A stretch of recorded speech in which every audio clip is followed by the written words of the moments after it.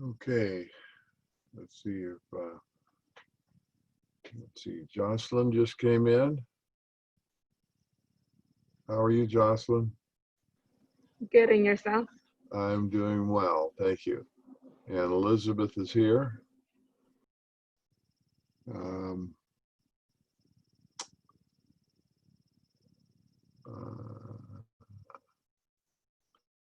Ruben Loyola and Robert Cisneros. Otherwise, everyone's here.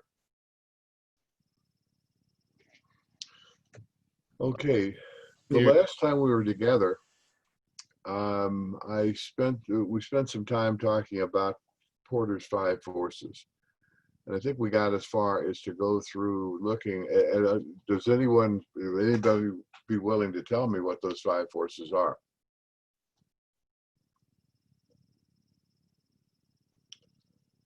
Well, why don't you all open up your window shade so I can see you? Because that's the condition that we want to be in pretty much for the rest of the semester.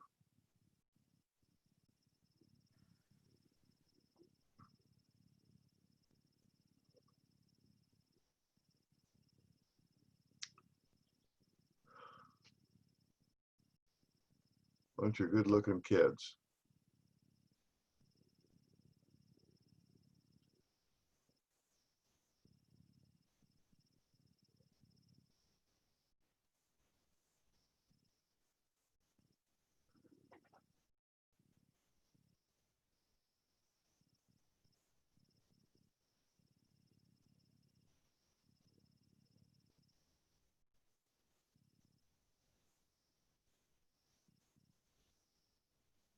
Oh, Robert showed up. Robert, we're opening the window today. Okay, yeah, give me a second. Sure.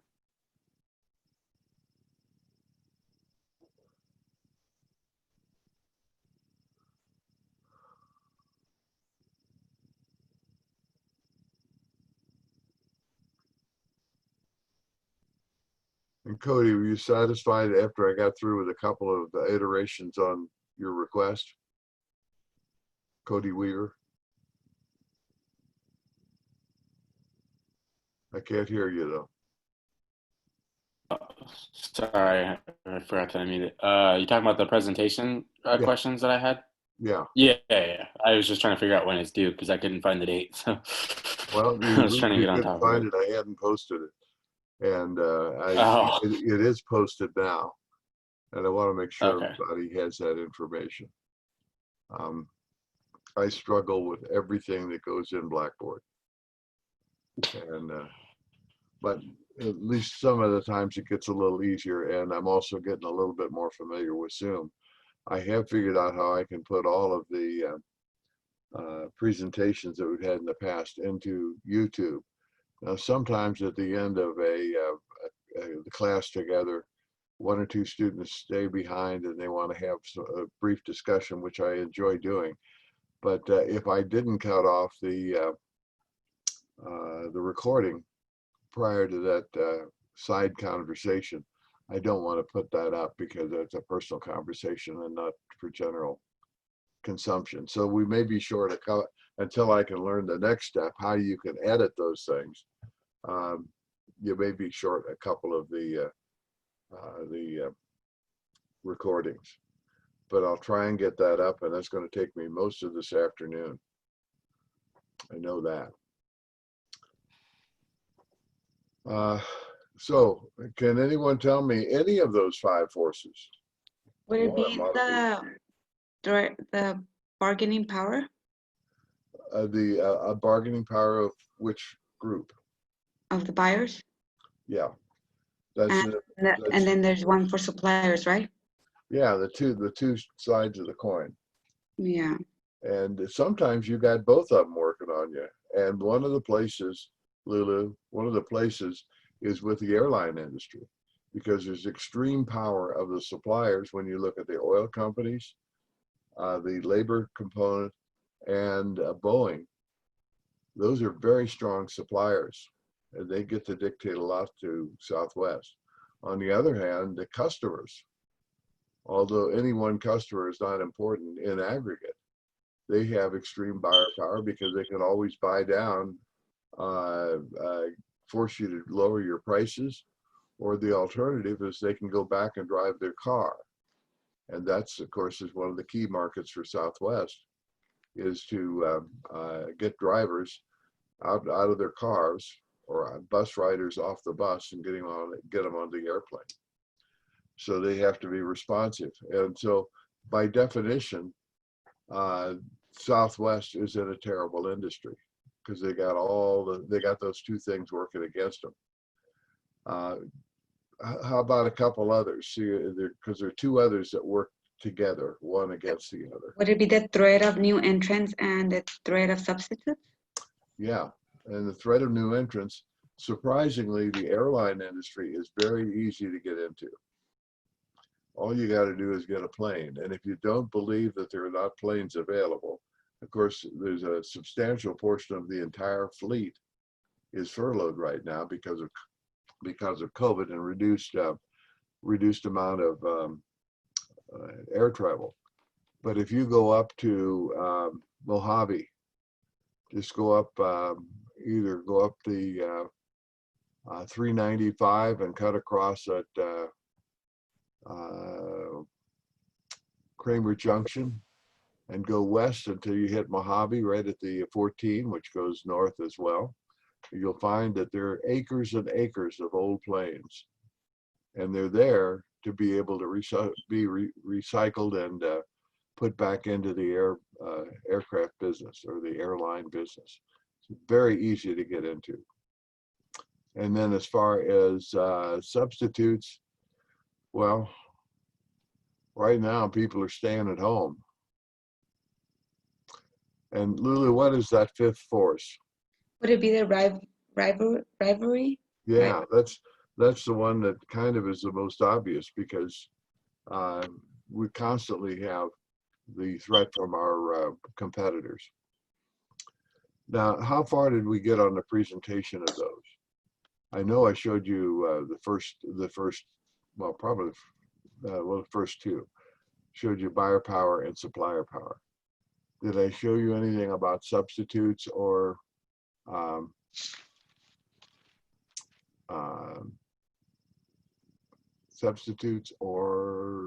new entrants? And don't all speak at once. No, I don't think you did. I think Okay, we're going to take a little bit of a look at that, and then I'm going to skip over something. The thing that I'm going to skip over is that which is the value chain, and well, that's what it is. It's going to be the value chain.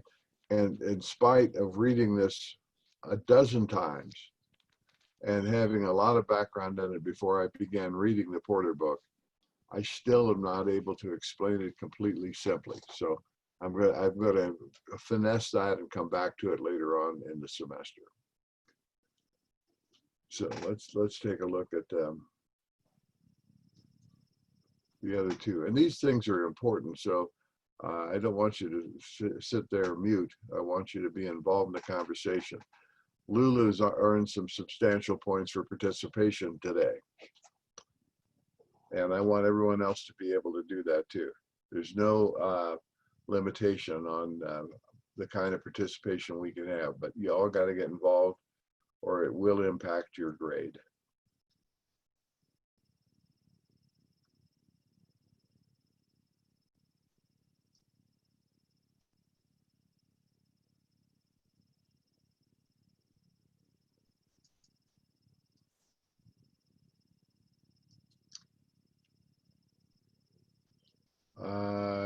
Can you see this? no. Okay, because it didn't do it the right way. But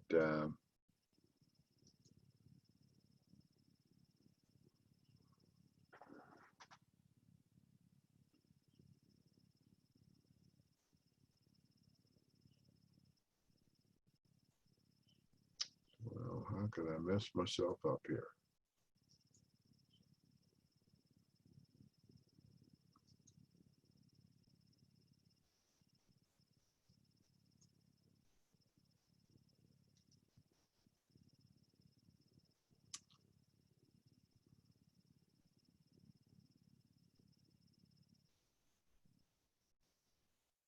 Well, I got everything except for the one that I want to show you, and I know I had brought it up before we started.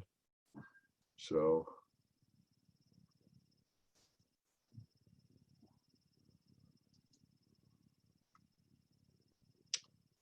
well, you gotta be flexible. So I'll try and come back to it after we have halftime today. I said I'm going to finesse part of what I want to show you because I don't know it well enough to explain it simply. So what we're going to do is go ahead and look at the other piece that I wanted to go through with you today, which is the role of operational effectiveness. Can you see this? Yes. Okay. And this is something that's important. Now, a couple sessions ago, we talked about, or I talked about, competition to be the best. And does anyone, can anyone make a comment on that? I remember you saying that it was not necessarily that it didn't matter, but it only mattered if you were first or second. If you weren't the best or the second best, then you should just get out while you're ahead.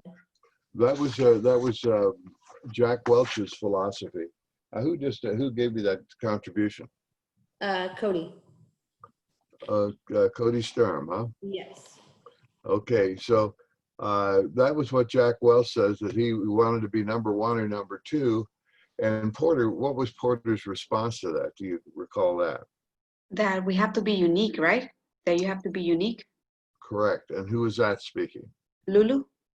Okay, Lulu. You're racking up all the points, and I like that. You want to be unique, and the reason you want to be unique is because if everyone's doing the same thing, trying to be the best, you end up, in order to get there, to be the best, what you do is you copy one another with all of the good things that each company has. And so gradually the companies all become the same. And ultimately the only differentiation is price. And when you get into that kind of an environment, everybody loses. And that includes not only the companies that are competing, but also the customers. Because when everyone gets to be alike, one of the characteristics is that the competitors eliminate the uniquenesses that they had prior to going into that head-to-head battle. And those uniquenesses are often the things that the customer is interested in having. And now suddenly they can't get them. And so the customers get hurt rather than being the beneficiaries, they get hurt. So that's why, Lulu, it's necessary that we want to be unique.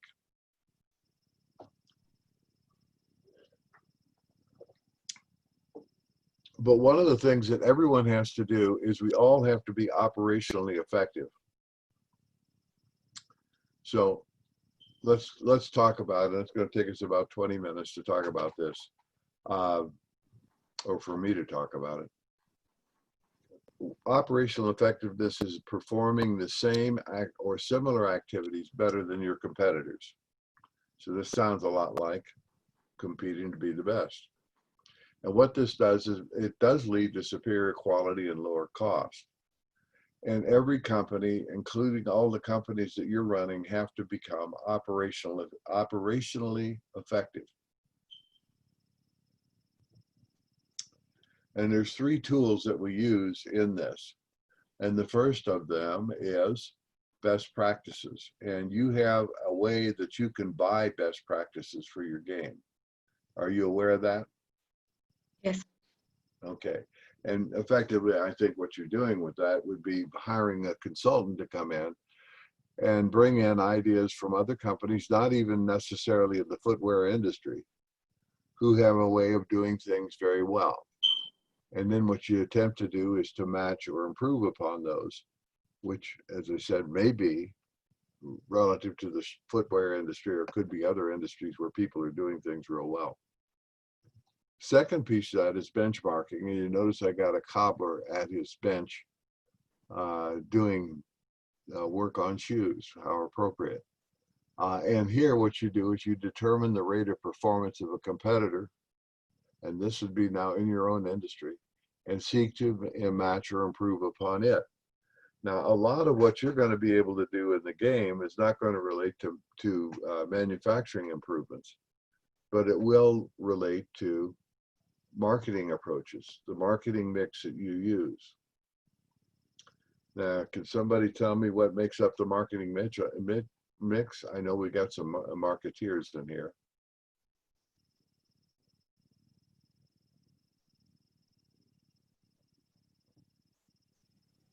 Marketing mix the 4 Ps? I'm sorry? Is the marketing mix the 4 Ps? Yeah, that would be another way that it's expressed. And what are those? I know price. Oh gosh, it's been a while since my marketing class. Price.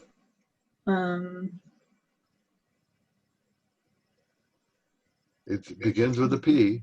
Yeah, I'm trying to think. So the of connection is pretty bad. What was that?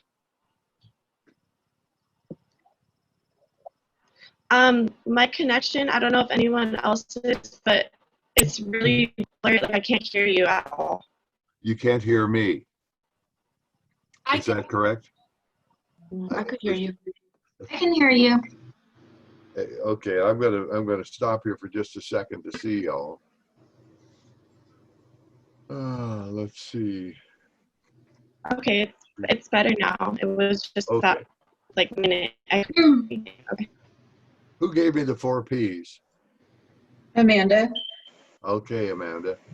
And I'm going to help you out here. Price obviously is one of them. Promotion, product, and physical distribution or place. I was gonna say place, but that doesn't sound right. Okay, yeah. So you always are mixing with those. And I had one time I did a case study in class with a company that nobody's ever heard of, but everyone in this room, everyone in our Zoom room here does use, and that's a company called Church and Dwight. Do you know what they make? 95% of all households have a Church and Dwight product in them. It's Arm & Hammer baking soda. And they also have, that company also has a detergent that they call USA detergent. And the place you'll find it if you go to the grocery store and they happen to be carrying it. It's a very popular brand. It's about number 4 in laundry detergents in the country. But it always is on the bottom shelf because they don't promote it with any kind of promoting activity.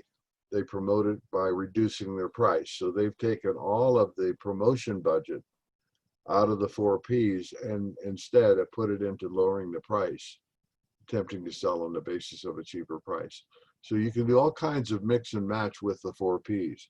And this is what you can do to be operationally effective by maneuvering your 4 Ps with respect to advertising, dealer support, change in number of products that you offer, pricing, and celebrity endorsements. And you'll get widely varied results versus all the competitors. So you want to be able to use those. It's by maneuvering those around that you make yourself unique.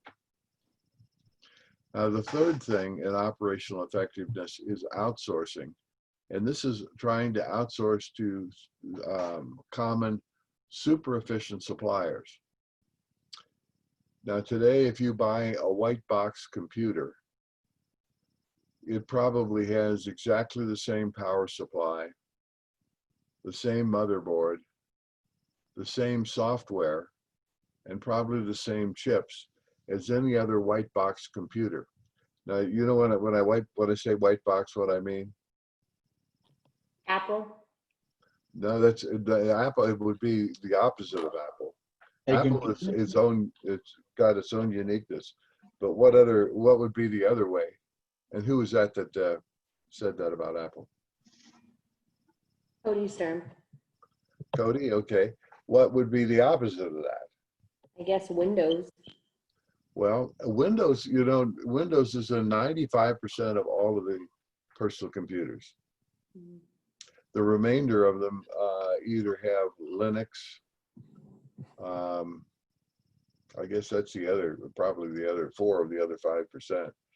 But when I say white box, what I'm talking about is something that doesn't really have a brand name to it. And there are probably hundreds of different white box type computers out there that don't have a label HP or Dell or Samsung or Vio or Apple. And they all have, so all of those white box computers have all the same components inside. They all buy from the same source. They all pay the same price. And so what ends up happening is everyone gets the same selling price. There's no differentiation, but there is a tremendous amount of outsourcing in order to get those low prices. So let's look at each of the 3 of them. And best practices are continuously improving cost, quality, service, and innovation. And this probably affected your parents or your grandparents, probably your grandparents. Back in the 1970s, as we began to introduce the thing called data processing, which is now information technology, companies found that they could get by with a lot fewer middle managers. And so they laid off a whole layer of middle managers back in the mid-1970s. And it's necessary to flatten organizations. And if you compare 2 organizations, the Catholic Church, for example, is operated with just 4 layers of management. There's the Pope, the cardinals, the bishop, and the local priests. And they're able to service and control over 1 billion people. By contrast, General Motors, which is still, while not the largest, is still a very large manufacturing company. They have 17 layers of management. And if you get into that organization, it takes about 3 years to move from one level to the next. So that it's going to be 51 years if you're a new recruit before you could rise to the top of the company. And that makes it a very difficult thing to use as a management tool. So what computers have allowed us to do is to reduce that or flatten that management structure. And along with doing that, another thing that happens is it reduces barriers between departments. And over there on the right of the picture, I have a bunch of silos. And of course, that's for grain. And this is the term that's used, that in corporations, managers will kind of set up silos where they can keep information and knowledge of the company within their control. And this hurts the company because you need to have flowing information from one department to another. So the improved information technology allows you to break down those barriers, so it's easier for people to communicate, and also tougher for people to protect their little black book with the secrets that they have that allows them to be effective in operating in the company. Fourthly, it creates closer relationship between customers and suppliers. And when I started to work in the mid-1960s, I was, I think you may remember, my first job was with IBM. And I worked in the Cincinnati office, and their largest account there was Procter & Gamble, which is headquartered there. And even at that time, in 1966, IBM maintained in the Procter & Gamble office building an office where they kept 7 people working. They had 3 salespeople and 4 systems engineers or systems support people.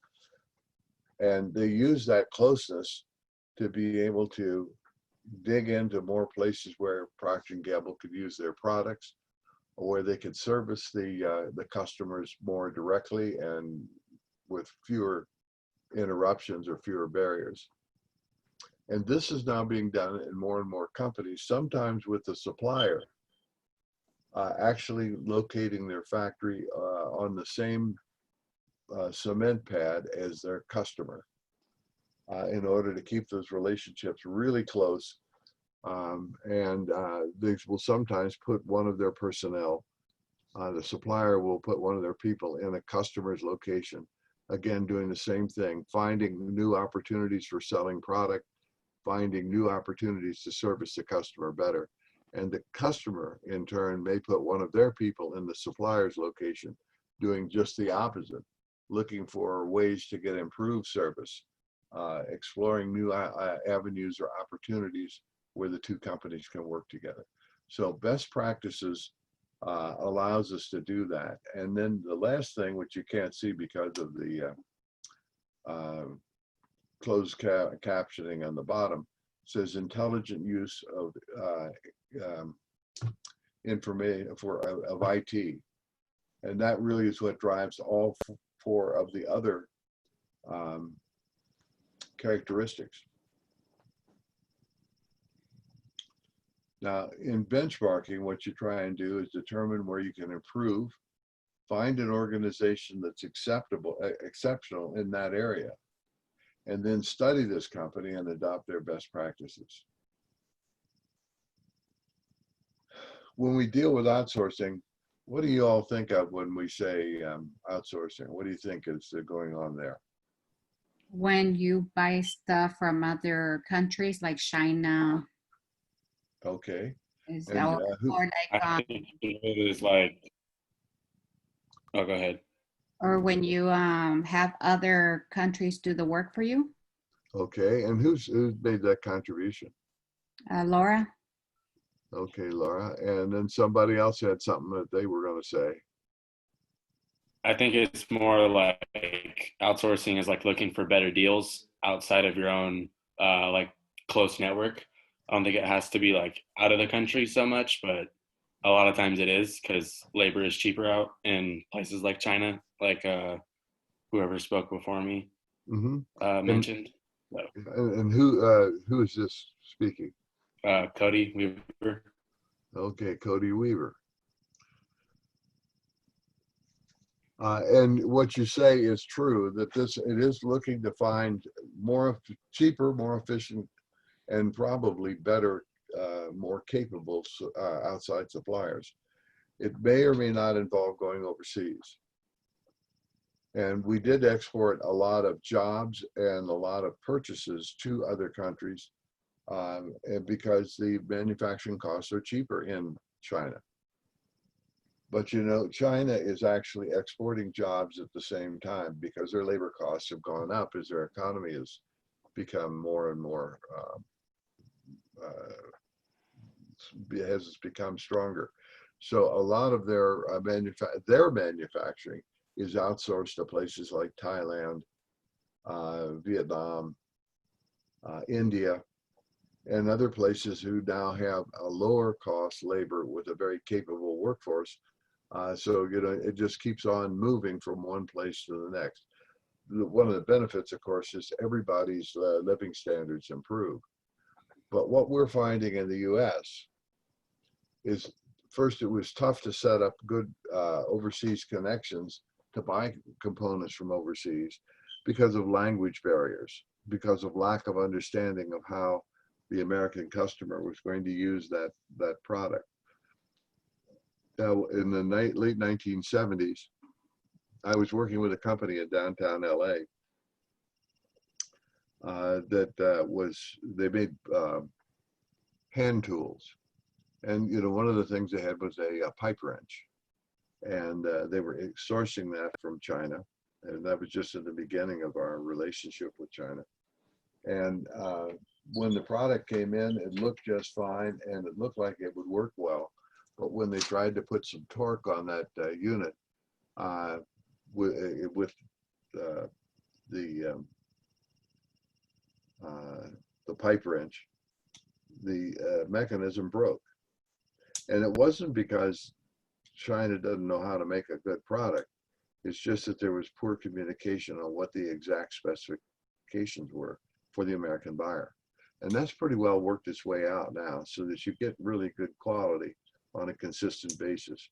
But you still have language barrier problems, and you also have transportation problems because it's a long way to get merchandise. So there's been some of the materials that were sent to China have come back and they're run out of Mexico. And in other cases, they're just run here in the US. And, you know, in spite of everyone's goodwill, if you went back about 2 or 3 years ago, there was a dock strike in LA right about this time of year. And there was a real shortage of getting Christmas goods in because the ships couldn't unload.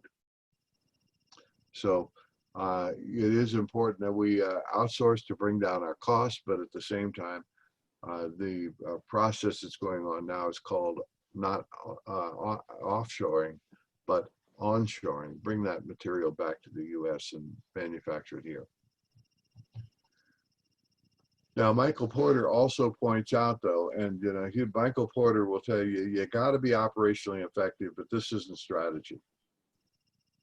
What it is reducing your costs and keeping yourself in the game.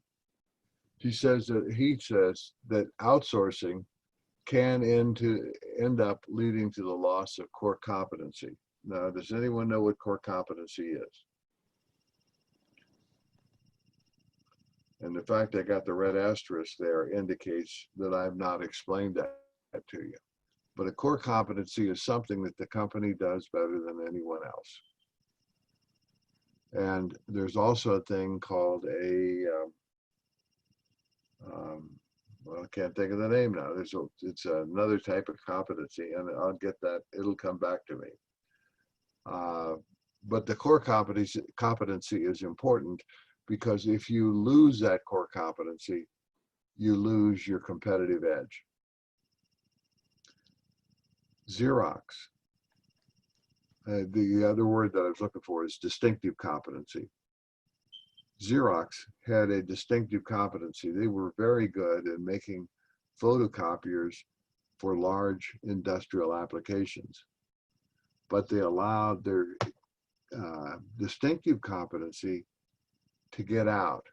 And along came people like Canon or Konica with these small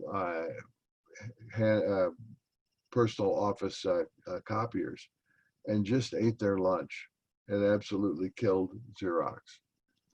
In fact, it came so close to bankrupting the company that Xerox is now owned by one of their franchisees in Japan. I think it's Fuji Company.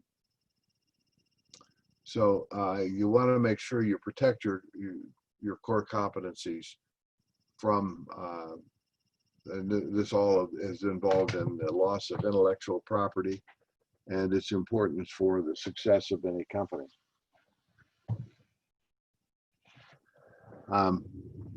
Phil, I have a question.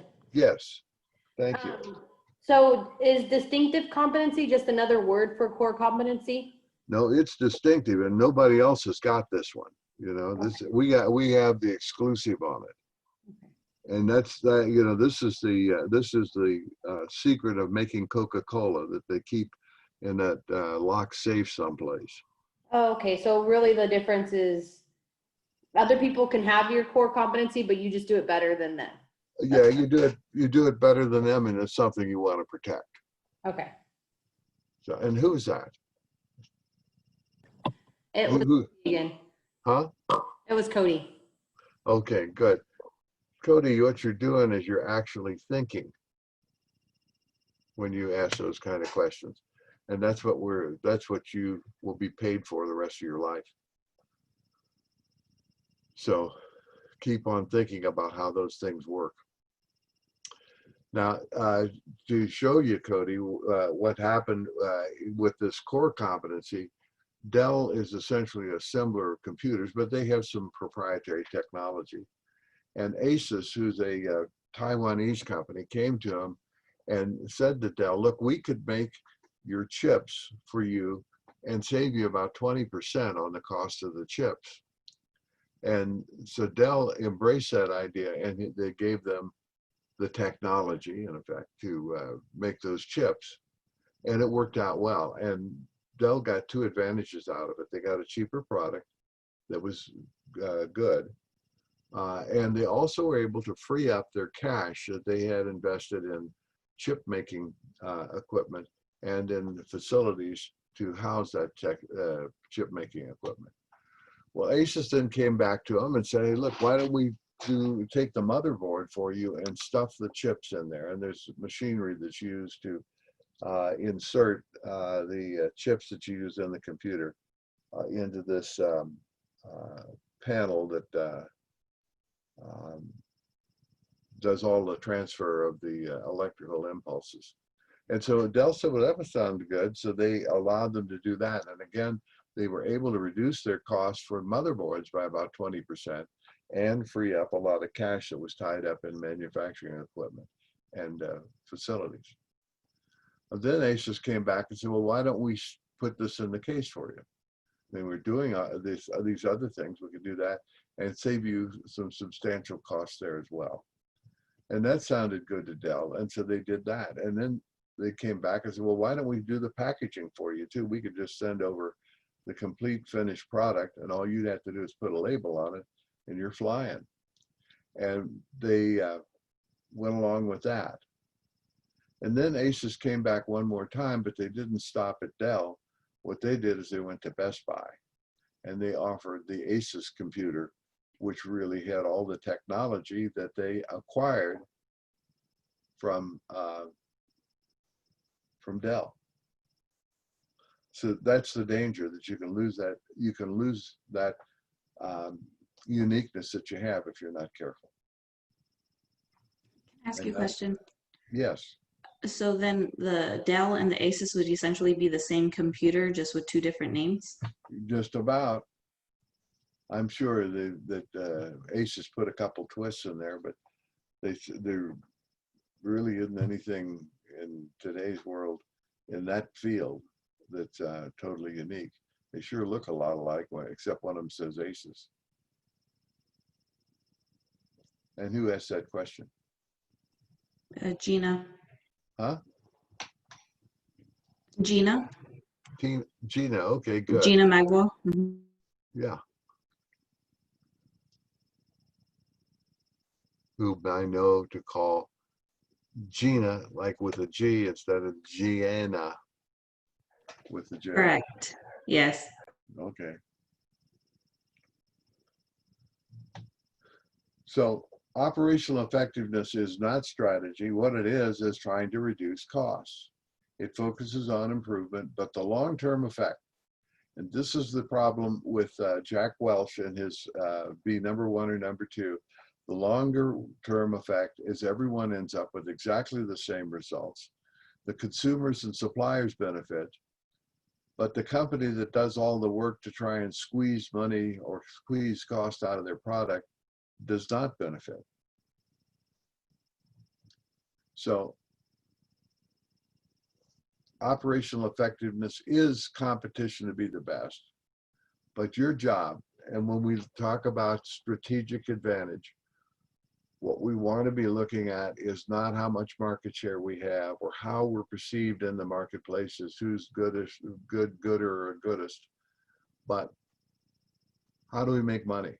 Because ultimately, our operational effectiveness and our strategic effectiveness will be measured by our profitability.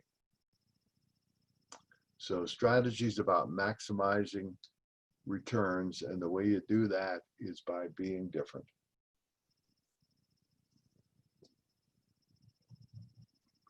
So we have to pursue operational effectiveness. I mean, I essentially said it's a zero-sum game, but you got to do it because it's the ante. that allows you to be on the gambling table. When you go to Las Vegas, you got to ante up to be able to play, and that's what this is. But the benefit to the company is you get to stay in the game. But the winners are always going to be the customers and the suppliers.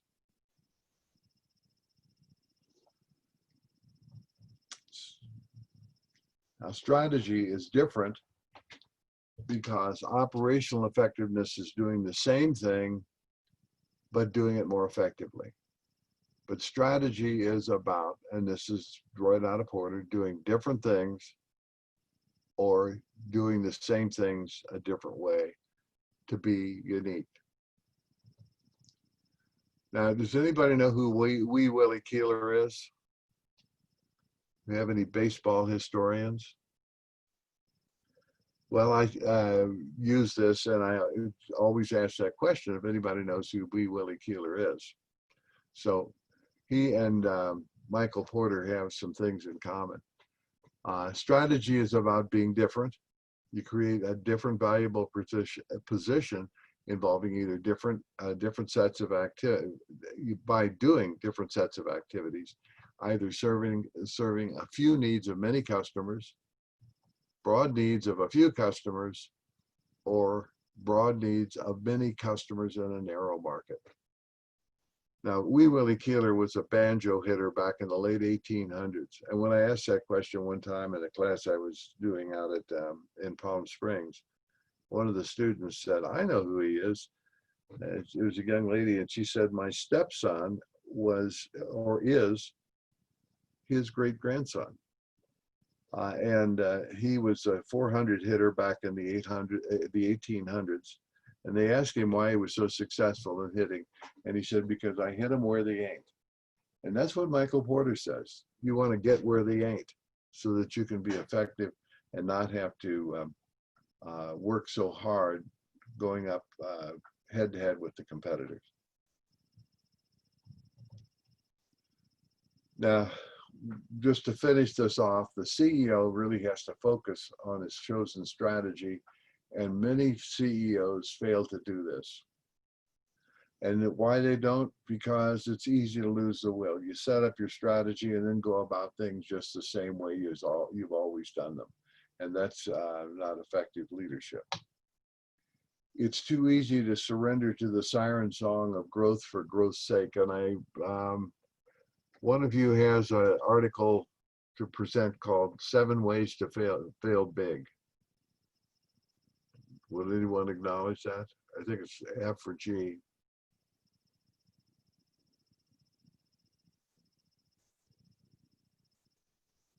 Is everyone still there? Oh, I don't have it. Yes. Okay, it's probably Amanda. Yeah, I was gonna say I'm in G group and I have not yet looked because I know I have some time, so I was gonna do that today. Okay, and Kat, you're on that team too. And Putri. So Yeah, I'm going to look at it today as well. okay, well, what you're going to find in there's one of the 7 ways to fail big is to buy something just to gain size. And it's about a company called Ames Department Stores. And this was a small company back in the late 60s, early 70s that was competing directly with Walmart with exactly the same strategy, which was to be in small towns, a lot of general merchandise, dominate that small town, and have low prices every day. And both companies, Walmart and Ames Department Stores, are doing very well. Ames Department Stores got a new president, and he decided he wanted to expand. And he just went out and bought another company without really considering that it was a poor fit. And so he ended up doubling the size, or possibly more, doubling the size of Ames Department Stores. But the merger was so bad, he ended up going into bankruptcy. He ended up going into bankruptcy twice, and the second time they folded the company entirely. And this was just a president who had heard the siren song, "There's Odysseus or Ulysses trying to get back home, and he is has his ears stuffed with his rowers in the boat all had wax put in their ears so they couldn't hear the siren song, but he wanted to do it. So he was tied to the mainmast of the ship so he couldn't leap into the water and get to where the sirens were. And they were at a place where there's a rock and a whirlpool, Charybdis and Scylla. And I think it's off between Sicily and Italy. But that's the siren song that keeps attracting you, even though it's not healthy for you. And then another thing that a president will have a tendency to do, and there's a word that I keep using, focus. He'll focus on operational improvements and forget about the strategy.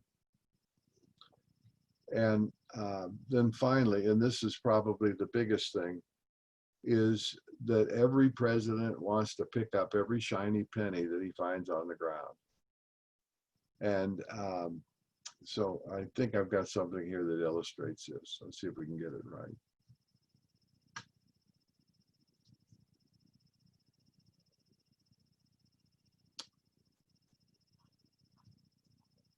Should take a second and you should come up here. There we go. This is the shiny penny syndrome.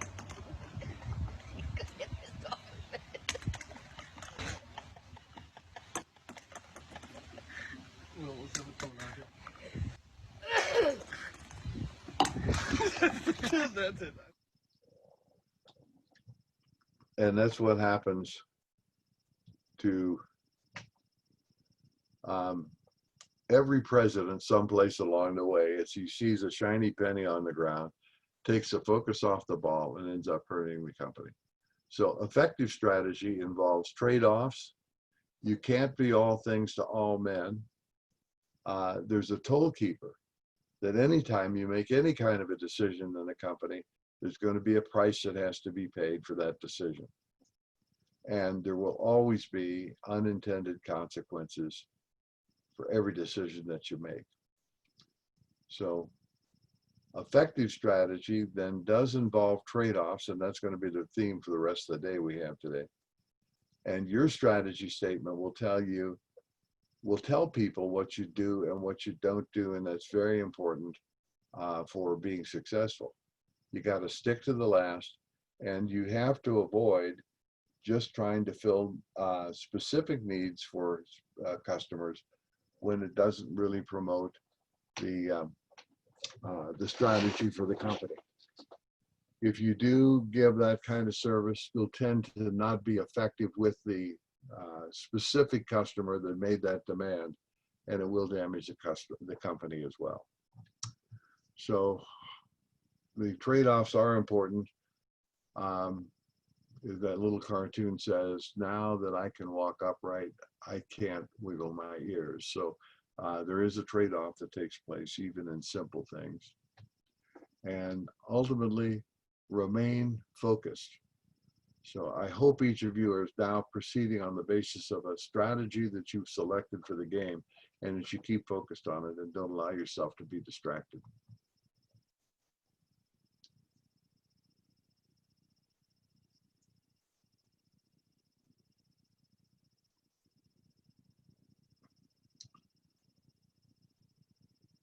So as we progress now, and what we're doing now is we're going to take a break here for a couple of minutes. And then I'm going to go into Southwest Airlines. And I want to talk specifically about trade-offs. I ask you to prepare a list after you look through that case study, or bring in things that you know about Southwest Airlines from your personal experience. And we want to make a list of those. And then the next time we have class, we'll spend about an hour going through the case in detail.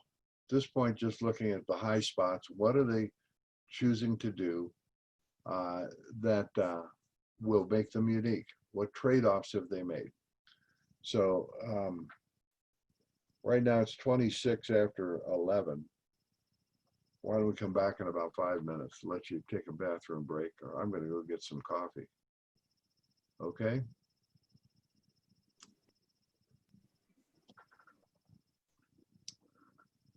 You can put up, you can close up your window now.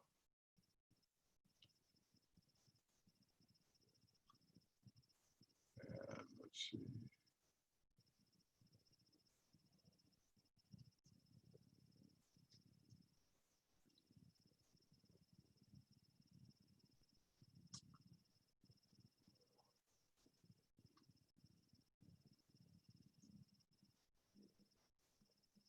On my face.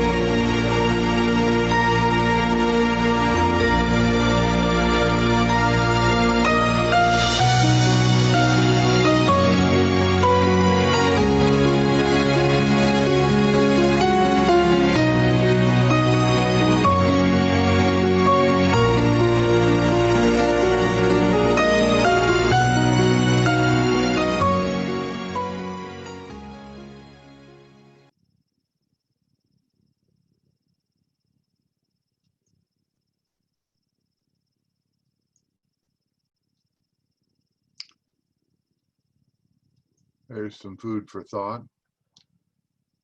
Now, before we start into looking at the trade-offs, I've been getting some education myself with a program that they got at school to help you try and learn how to use all this technology. And boy, it's pushing me right to the limit of my ability. But a couple things that came up I have happened to have a very good sense of color. A lot of men, though, are partially colorblind. Do you have any trouble seeing the things that I put up there? I use a lot of blue. I use the blue background with white lettering, and if I want to emphasize, I use a yellow as well. Do any of you have difficulty seeing that? And it would be more likely to be men than women. But they just don't, men just don't have that good color discrimination. And that's why the traffic lights are always set up with the red, yellow, green, whether it's vertical or horizontal. It's always set up the same way to compensate for the fact that people can't distinguish those colors a lot of times if they have color blindness. The other thing is, and if this happens to be you in any of these characteristics, just give me a chat, private chat offline. But a lot of you young people, having been caught at home during the pandemic, some people had trouble with food security, household security, poor computer problems, problems with the internet itself. And if you've got any of those problems, there are things we can do to mitigate that, because we want you to be able to focus your time on trying to get yourself educated. So if you've got any of those, just let me know offline and we'll take care of it. Okay? Now, if everybody will come back and open up their draperies, so that we can continue a conversation face to face. I want to begin to talk about the trade-offs that Southwest has done. Now, this is going to be very informal, and next week it's going to be a little bit more formal, because we want to come in and not only look at the trade-offs that they do, but to discover some of the things that that have made them successful. See if we can weave all the pieces together. And one thing about good trade-offs is you do it in a way where if you get 2 or 3 of them together, it's very difficult for competitors to match them. So with that, I'm going to turn this all over to you today. And this is typically the way I'm going to be running it for the rest of the semester, is increasingly have you all run the program. And I'll be here to drink my coffee. So did anybody see any trade-offs with respect to Southwest? When you, Bill, when you mentioned trade-offs, is that like the 2 free checked bags, no blackout dates? Yeah, and is that Laura? Yes. Okay. And then like they have no cancellation fees, but I don't know if that's what you. Well, part of that is true. And Laura, all I can see is from the. Oh, sorry. If you can adjust that there you go. a little bit. That's and the same with you, Lulu. I can just see the top of your head, and Liz and Julie, the same way. So if you can tilt up just a little bit. Also, like their good pricing. I don't know if that's what you would say. Good. Well, their whole objective, their basic strategic idea is to be able to offer good service at a low price. Yeah. And so the trade-offs that they make are things, a trade-off will be where you're going to give up something to get something. So, so like one of the trade-offs that they had was instead of jacking up prices to cover costs of meals that they serve on the flight, they took away the meals. Okay. So that way they can keep their costs low. Right, so they can save that money and pass it on to you in terms of a lower price. Now, when you have a trade-off like that, where you can cut your cost, you may choose to pass on the savings to the customer with lower prices, or you may choose to just take and put that in your pocket and just make extra profit. Now, Gina, what do you think would be the difference if you decided to put it in your pocket instead of pass it on to the customer? I think some people might choose different flights that they would get the meals if they're gonna choose to keep the savings. Then why would I go with them when I can go with someone else that will give me a meal? Right. Or it also tells competitors as well, hey, we can lower our price by dropping the meals and make us more competitive against Southwest. So either way, you're making a trade-off here by not serving the meal. You save the money. Now, what do you do with it? And then that's how they build customer loyalty. It helps to build customer loyalty, but you And know, some people will complain about not having the meals, and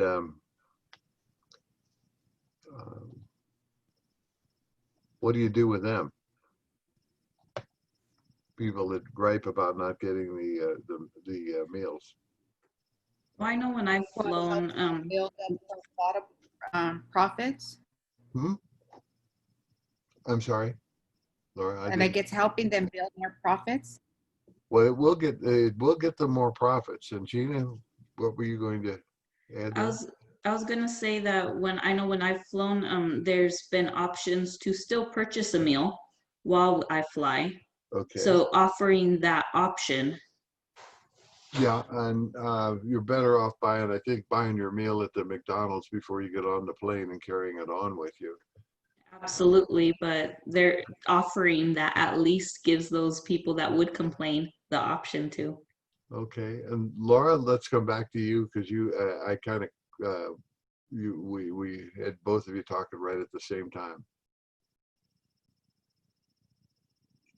Do you have your thought, Laura?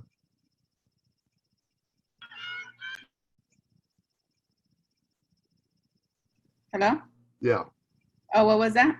I say, do you have your thought? With both of you talking, I kind of cut you short, I thought. No, I'm okay. Yeah, I Okay. get. Yeah, I understand it now. Okay, now how far do they fly? What's their average flight length? And this is really for getting into the case in depth, but it does relate to the food issue. How far do they fly? Yeah. What's a typical flight? 45 minutes to an hour? Yeah, 45 minutes to an hour, about 400 miles, what they want to do. Now think about that flight. It takes you 15 minutes to get airborne, 15 minutes when you got your tray tables put up as they're coming down to land. How long does it take you? Much time do you have to serve food? And 15 minutes? Yeah, Yeah. you'd have a big container of peanuts, and then except you can't have peanuts. It'll be a big container of pretzels, and you'd just be throwing them out, just like the peanut vendor at the ball game, because there's no time. Yeah, no. And this is an important sales idea. If you can't fix it, feature it. In their case, they really can't. There's not enough time to serve food. Short flight, people are not really inconvenienced by not getting it in a 45-minute flight. But then you have all those restaurants that the airports have before you even get on the plane. So by the time you get on the plane, you already ate something. I hope you did.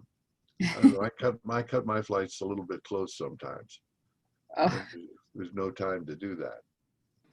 And I think when I went through Southwest as well, I think I remember them offering just complimentary drinks like water, tea, Yeah. coffee. Yeah, they will do that. But you know, there's some flights nowadays where they don't even do that.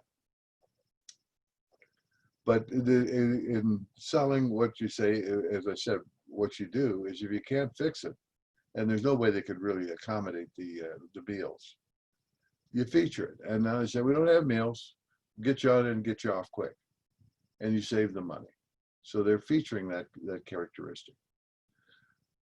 What are some of the other trade-offs that they've chosen to make? I think one of the trade-offs also that they had was that they didn't start by having first class service, Right. the other ones. And what's the benefit to the airline for not having first class? What's the one, I'm sorry? What is the benefit to the airline for not offering first class. Well, this goes back to what they started talking about, Gina and Laura, about the food. They didn't have to provide, high class food or anything like that. Wouldn't it be more space?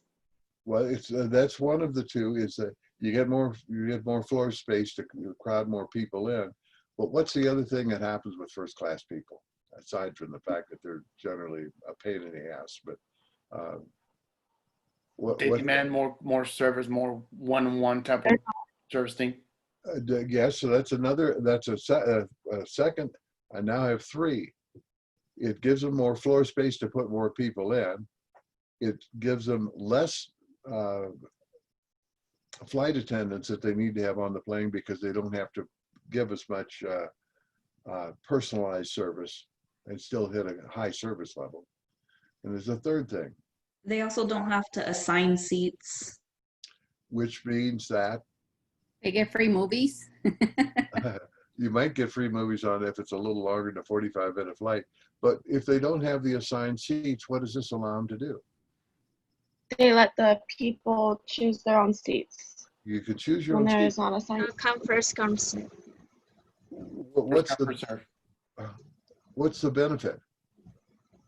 They have faster turnaround times as far as getting in and getting out. Bingo. That's because you make money when you're flying the plane, not when you're sitting on the tarmac. So the no first class seats, having no assigned seats, all allows for faster turnaround time. Faster turnaround time means more flights per day, better utilization of your equipment, more revenue. You can charge less. You can charge less per seat if you get the seats filled a lot more times during the course of a day. And that's how they make up the difference.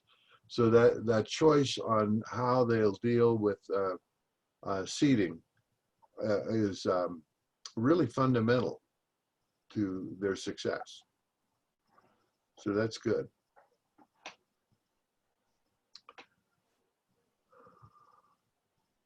So let me do a little.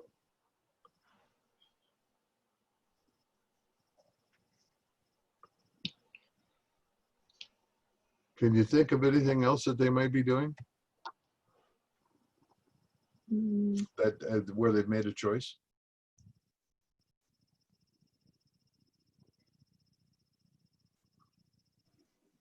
Do you mean specifically for the airline still? They do what? Do you mean specifically for the airline still? Yeah, with respect to everything about Southwest. I was a little bit confused how the not having assigned seating allows for quicker turnaround service, like faster boarding and getting off. Well, they can turn around a flight in 15 minutes. And that means they got to get people on there quick. By not having assigned seating? Yeah, because I don't know whether you've ever been on a flight where somebody's got an assigned seat and somebody's sitting in it, and you got to get that person up and got to move them around, or else you're going to have people that are really unhappy. I have an assigned seat. Why don't I get it?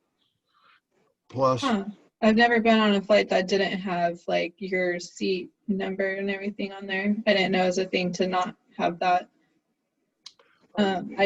I did see, like when I went to Europe last year, that they had an offer where if you wanted to pick where you sat, it was extra money. So like if you wanted a window or an aisle. So that was like another way that companies can make more money is, okay, here's your ticket, but if you want to pick your seat, that's it's like $50 to $75, depending where you were. it means more ground time. And ground time costs you money. So you've got to make people pay for it. I have been on both, and when it's not assigned seating, it's kind of like everybody just gets on and like you're getting on a bus. Like it goes really quickly. When there's assigned seating, you have to wait for everybody on this section of the plane to get seated before you can let the next set of people. It takes a lot more time and organization, and usually the unassigned seats that I've been on have been smaller planes, so it goes a lot faster. Just from what my experience has been. And that is indeed what happened. And now there's either in the Magretta book or in this case study, There's a story about some lady who was unhappy with everything that was a distinctive about Southwest. She didn't like that there was no assigned seating. She didn't like that there was no first class. She didn't like that they didn't have food. They didn't like that she had to carry her own bag to get on the plane. All the distinctives that make Southwest efficient, she disliked. And she kept complaining, and they had a complaint department that would write these letters to try and mollify her. And finally, they went to the president of the company, Herb Keller, and said, "We don't have nothing left in our bag of tricks." And Herb said, "Well, I'll take care of it." And so he sent her a letter and said, "Dear Mrs. Crabapple, we'll miss you. Love, Herb." And in effect, what he did, you remember one of the first things I told you in class is you got to be prepared to fire customers. And that was the case here. This lady was never going to be satisfied because she was looking to buy something that Southwest didn't offer. And they were not going to change their format, which would penalize everybody as they did that, just to accommodate that person. She needed to be someplace else. Kind of like you don't like break precedent for one specific customer when there's thousands more who you'd have to treat the same way. Yes, that's right. And you're part of your segmenting your market is to determine who it is you're going to sell, what you're going to sell them, and at what price. And exactly. And where you get in trouble is when you define what that's going to be, when you try and do something else. And that's the reason that presidents of companies are such a kind of like President Trump, that he can't walk down the hall without offending somebody with an offhand remark. And I like President Trump, but he still does that consistently. But that's what we got to do, is keep the president in line, following the company plan and not trying to do something on its own. Yeah, no diverting. Yep.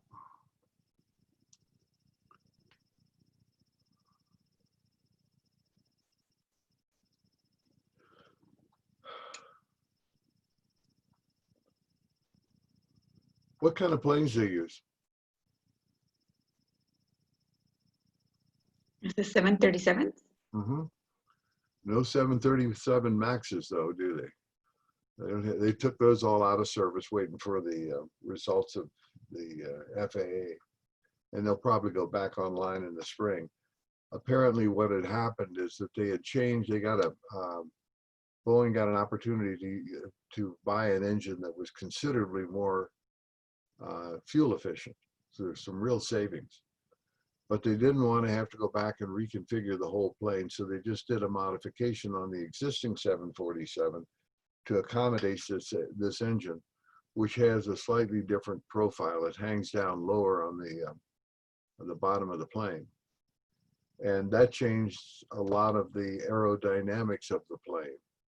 And there was a feature that allowed the plane to readjust as based on the weight of the original engine. And with this new engine, you could run into a situation where the plane would try, in certain weather conditions, the plane would try and accommodate or make an adjustment automatically. But it was based on the old engine. And so what it does is it forces the pilot needs to know what to do. He's got to switch off this particular function and then get manual control of the plane. And when they attempted to rather than turn off that feature, they attempted to adjust the attitude of the plane with the whatever the control stick is. It went into nosedive and crashed. So that's what they're trying to fix. But Lulu, you said to use the 737. Yeah, and that's what it is. What's the advantages of having one plane? You get there faster, or you get there quicker. Would it be the same service when the maintaining of the service?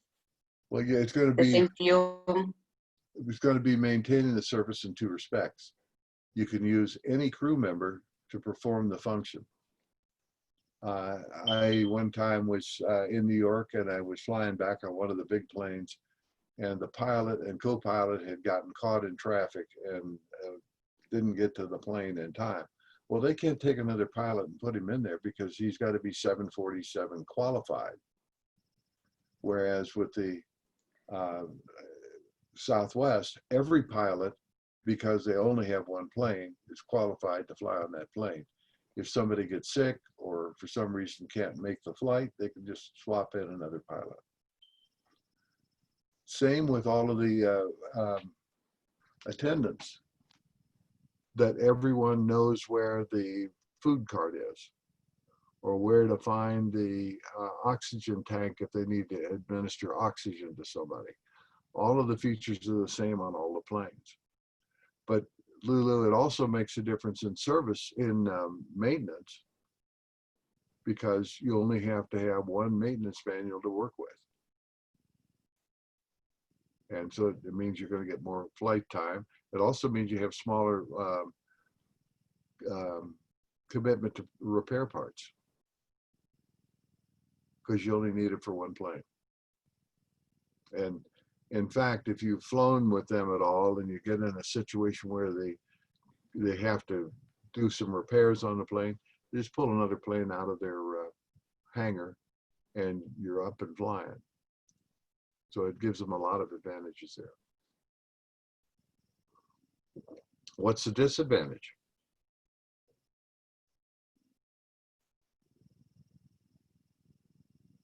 When you make a trade-off, there's always a price to pay. What's the disadvantage of only having one plane? Not having enough variety of choices for customers to choose from. Yeah, and the customers you don't care that much about, because they're gonna go wherever the flight will take them. But they won't have a choice in terms of flying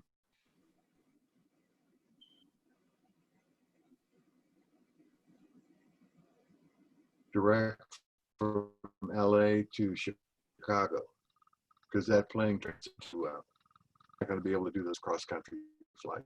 So that's one of the things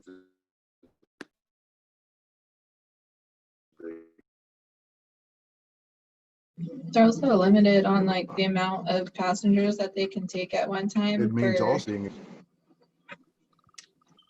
Is that Gina? I can barely hear. Is he breaking up just for me, or is everybody else experiencing that? Yeah. It broke up for me too. He just got kicked. Oh.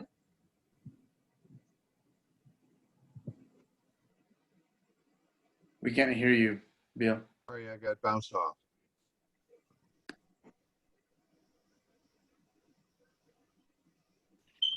Can you hear me now? Yeah, you're still Yeah. cutting in and out. I think it's your internet. Well, that unfortunately is what we would like to relieve for all of you. It's my problem up here because I'm in an isolated area where we don't have that much bandwidth.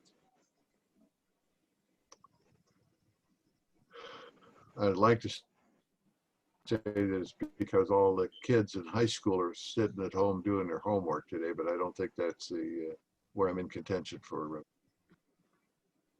bandwidth. But there are also business people that live up here that would normally be in Los Angeles, and they find it, they like it up here if they've got to stay home, and so they're doing work out of their homes. And I'm up where I am. It's up in Lake Arrowhead. Can you repeat the disadvantage? Because I didn't hear you. Can you repeat the disadvantage of having just one plane?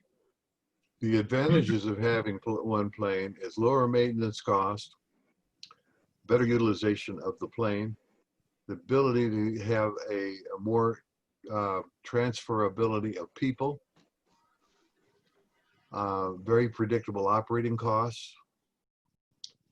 The disadvantage is that if you've got a lot of traffic that would like to fly your plane, you're going to have to have more flights rather than using a larger plane. And you have some distance issues, is how far you can go. But their whole design is built around that 400 to 500 miles of travel when you get on that plane. But that is a conscious trade-off that they made. Now, where do they fly out of? Where did they start off? Did you pick that up from the case? Texas. Yeah. Do you know why, Pancho? Why? Because this was the period when they had just began deregulating flights. And previously, in order to promote the airline industry, which is a national defense industry, what they did was they would license the flights, and you would pay for the right to have the flight from, say, Washington, D.C. to Seattle. They would only issue so many licenses to do that, to keep the competition, keep from getting overloaded with the number of flights and not enough people flying them. But in exchange for getting that protected route, you also had to fly the Washington, D.C. to Knoxville, Tennessee, which is something nobody really wants to fly on. But they wanted to make sure, the FAA, the Federal Aviation Administration, wanted to make sure that every community had some kind of flying opportunities. Incidentally, with COVID, with the cutting down on the number of flights, there will be some areas that are deprived of flight opportunities. And then didn't they also didn't want to deal with the federal regulations, right? Yep, that's the other part, that when the deregulation occurred, anyone could get a license to fly any place, but they knew they would be sued. They knew that the big airlines would try and keep them from ever getting business. And that was true of every pop-up airline that came along. In fact, I had a friend who I went to school with who lived in Anaheim, and he was the treasurer for a company that was going to fly planes from Tijuana to Luxembourg. And Tijuana, you can see the airport from San Diego. And Luxembourg is right in the center of the Benelux countries, France and Germany. So it's an ideal route. They had one plane, and they got sued and got a restraining order the day they were to have their inaugural flight, and they never flew. The company was put into bankruptcy before it ever got started. So what Southwest decided to do is, if they stayed in Texas, they would get sued, but the courts would be in Texas rather than in federal court, just as you suggest. And what does that mean?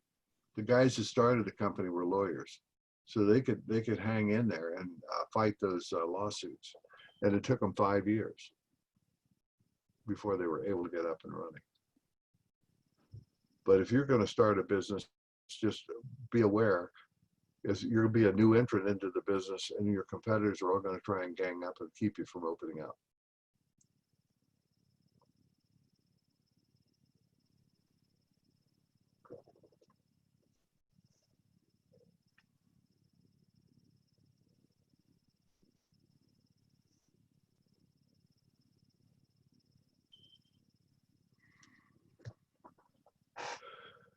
Can you think of anything else that they've done that's a trade-off or a uniqueness?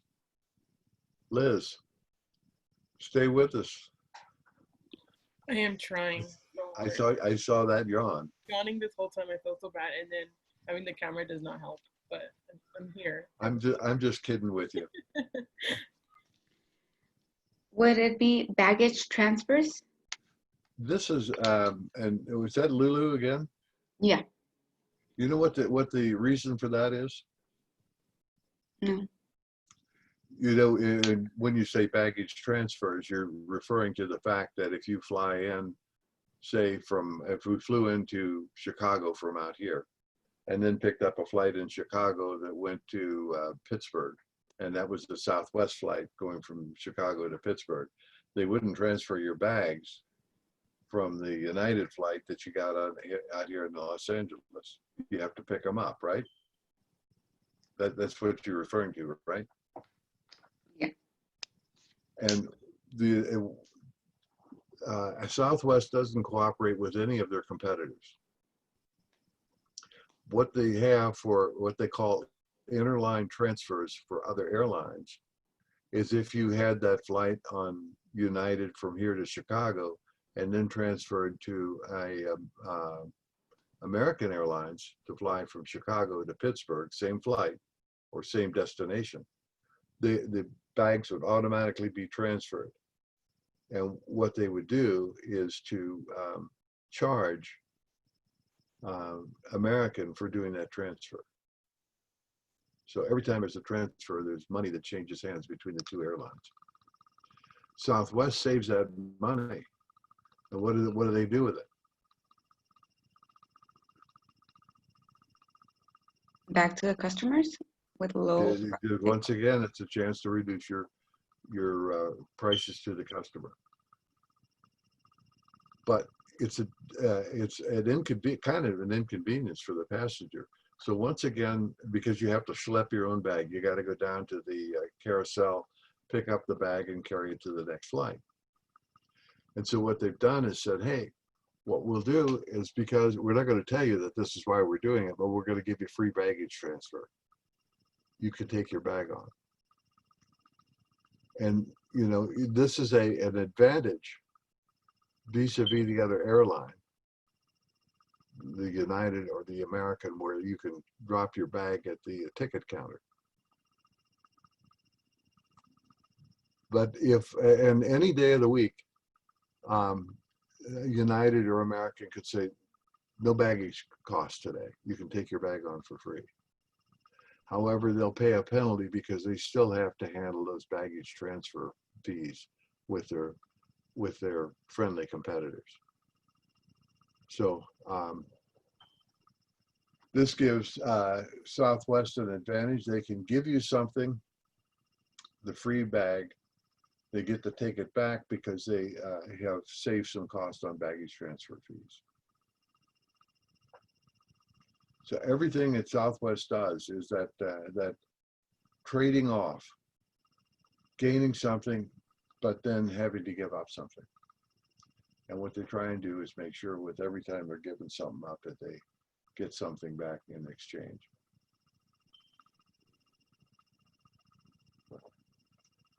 Well, when I think I've given you this assignment because I'm going to do it right now if I didn't. I wanted you to come up with about 10 ideas where there was a trade-off. And sometime in this next week, when I learn how I can have you submit that to me, I just want you to give me that list.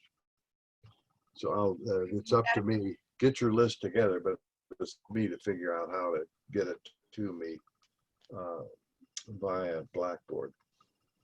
Bill, can you repeat what is it that you want us to do? Write down about 10 trade-offs. Thank you. And you might also look, Laura, look at how they fit together. How do they complement one another? Trade-offs, everyone's got to choose the trade-offs that they're willing to do. But the more you can make them fit where one complements another, and this is in chapter 6. And trade-offs on anything, Bill, or we need to do it on a specific thing? It's on anything that relates to Southwest. There are probably 25 on Southwest that I could come up with. Okay. And you know, if you don't come up with 10, that's all right. I just really want you to think about it from the perspective is there anything that in my business, you know, not in Southwest in this case, but as you go into business, is there anything that you can do where you will cement a relationship with a customer by being willing to give up another piece of the customers, of the potential customers? It deals with market segmentation. It deals with the idea that you have to be willing to fire some customers. And everything that you do like this improves your long-term sustainability. Julie. Do you want us to email you? You said whenever or when?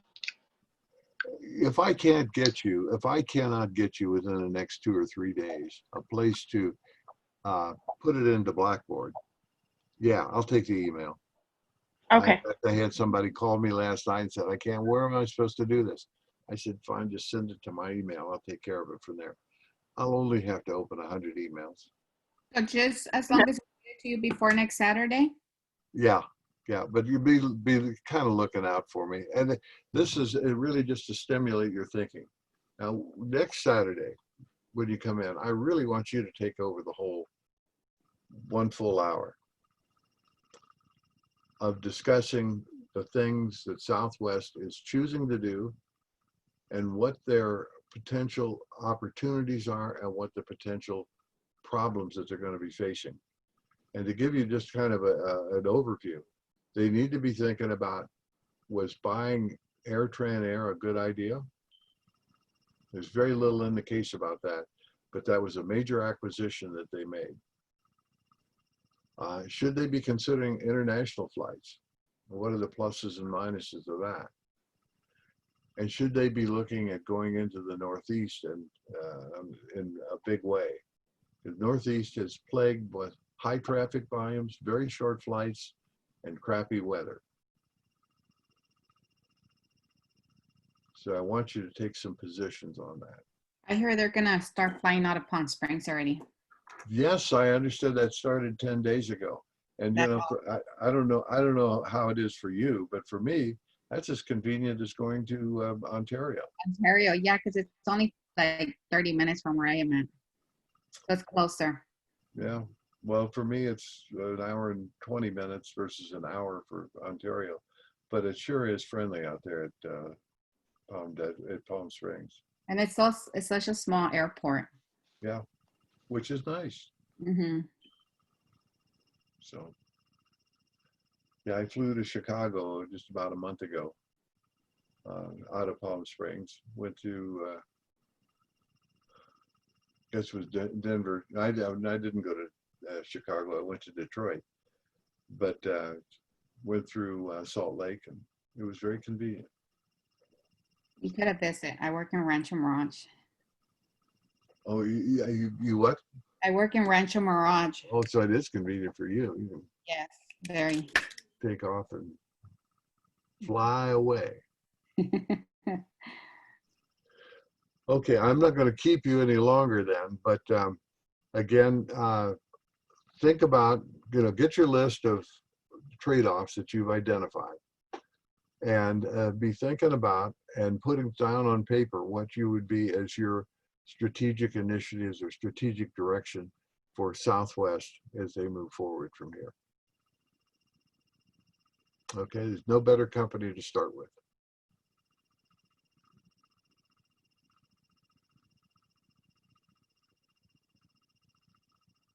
And all windows will be open next time.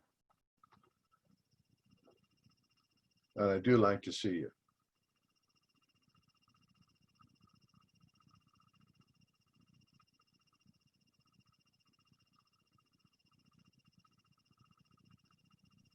All right.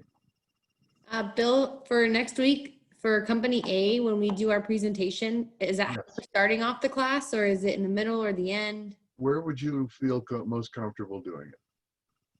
Oh, I don't know. I guess I'd have to talk to my other group members, but Go ahead and do that. Go ahead and do that. And also, because you are going to be first, and it's going to be a little more ragged than it would be otherwise, because you don't know exactly what the minefields look like. If you want to give me a call, we can talk about it with you and your group online. Okay. And there are 2 documents out there to kind of give you a little guidance. I think in your case they're under announcements. The one that goes over what you're expecting? Yeah. Yeah. There's actually 2 parts to it. The second part really would be something I would expect you to also be able to use when you go into the work field. Some ideas in a regular presentation that you might be making. Oh, okay. Tell them what you're going to tell them, then tell them and then tell them what you told them? That is the magic secret. You know why? People don't remember. So you need to have repetition. Mm. And that's a very powerful set of things. Tell them what you're going to tell them, and tell them what you told them. And maybe one of those three will stick. All right.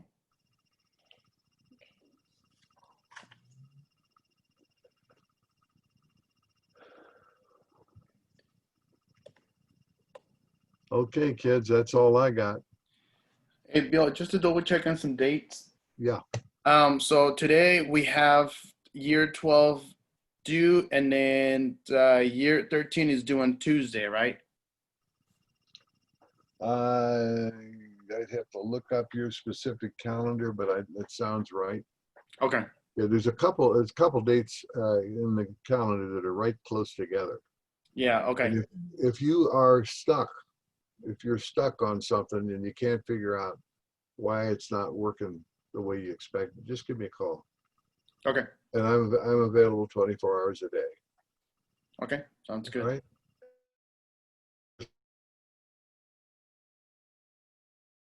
Too. Yeah, quiz two. Everyone's talking, just saying. Yeah, that quiz should be down and available to you already. And it is And open. then there's a peer evaluation, right? There's a what? Peer evaluation. That's it. Should be at year 5. Well, I think I saw Coming it. up, I know that, Lulu. Yeah. I think it's due today. Yeah, it says it's due today, the mid-game peer evaluations. Due at 11 p.m. Mhm. And which decision are you on now? Is it decision 2? Yeah. Yes. All right, I'm going to let that just fly there. That if that's the date, go ahead and do it. I'd probably like to have it a little bit farther along, but I'll mess things up if I change that. Well, there's another one too. The other one, the mid-game peer evaluation, that one is due on October 24. Okay. The one that's on there right now, it's available today. It's Yeah, not due okay. today. It's available. Good.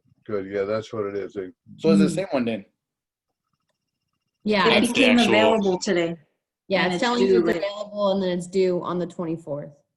Oh, got it. My bad. So I'm going to be a little confused between now and then. My grandson is getting married on the 23rd, so I'll be involved in that. So when I say that you all are my kids, Yes. you really are. You know, it's my grandchildren are older than most of you. So.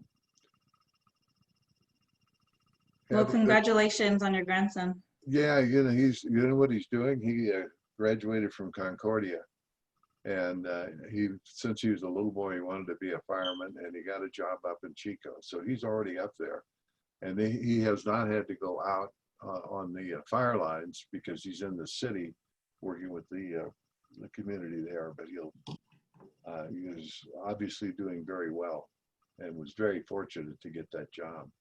It's a tough industry to break into. All right, Bill, you have a good weekend and tell your grandson congratulations. Okay. Well, you'll see me before he makes the big plunge. But, Oh, yes, we will. Okay, all right, kids. bye. You'll have a good day. Have a nice day, Professor. If you need anything. Bye, Bill. Bye-bye now.